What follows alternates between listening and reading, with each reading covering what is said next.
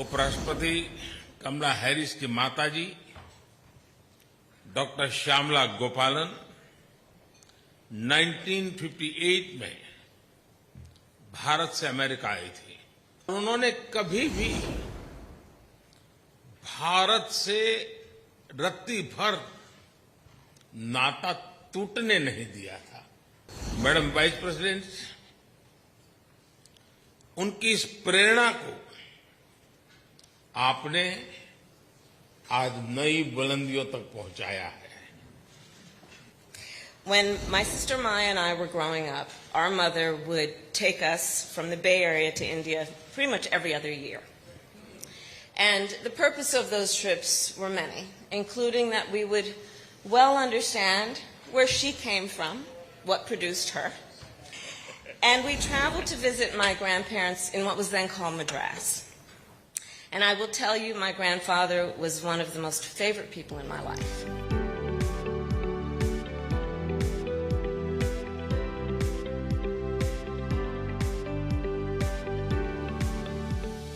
उपराष्ट्रपति कमला हैरिस की माताजी डॉक्टर श्यामला गोपालन 1958 में भारत से अमेरिका आई थी।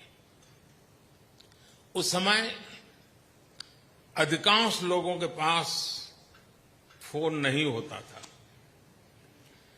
और इसलिए उनकी माताजी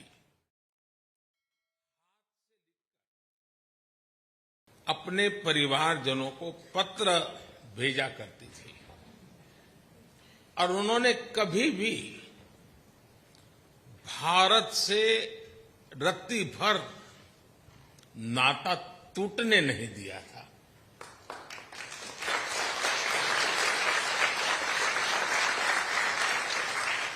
मैडम वाइस प्रेसिडेंट,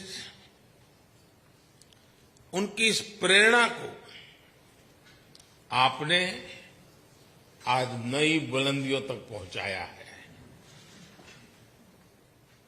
आपकी उपलब्धियां केवल अमेरिका की ही नहीं, भारत और पूरे विश्व की महिलाओं के लिए बहुत बड़ी प्रेरणा है, बहुत प्रेरित करती है।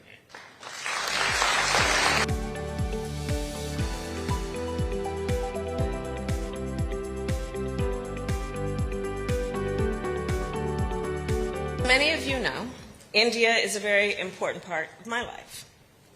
When my sister Maya and I were growing up, our mother would take us from the Bay Area to India pretty much every other year.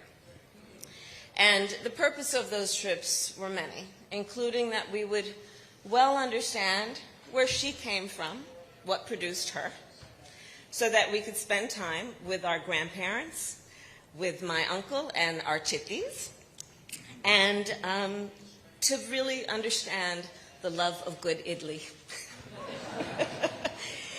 And we traveled to visit my grandparents in what was then called Madras.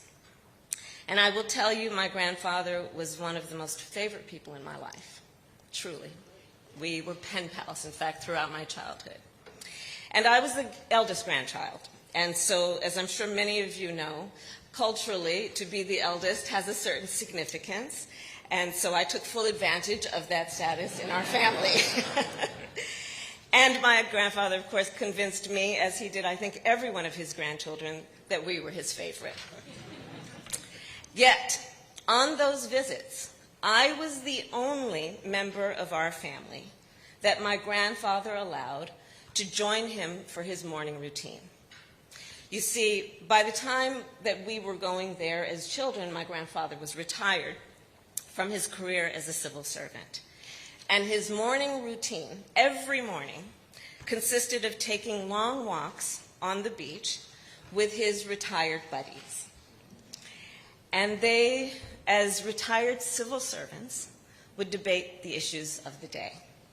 So I would hold my grandfather's hand on these walks and listen intently to him and his friends.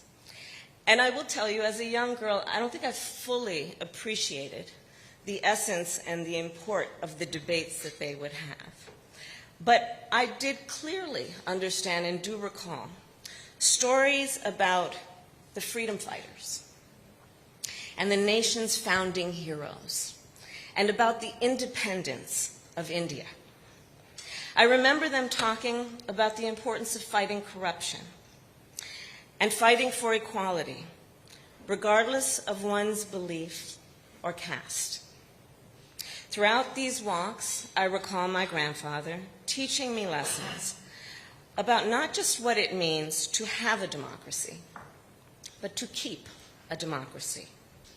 And I do believe it is these lessons that I learned at a very young age that first inspired my interest in public service. And I look back now, and I do fully realize how much these conversations influenced me and my thinking, and how they have guided me ever since. In fact, it is a large part of who I am today. These lessons I learned from my grandfather, P.V. Gopalan, and from the dedication, determination, and courage of his daughter, my mother, Shamala. And it is that being the reason that I stand before you today as Vice President of the United States.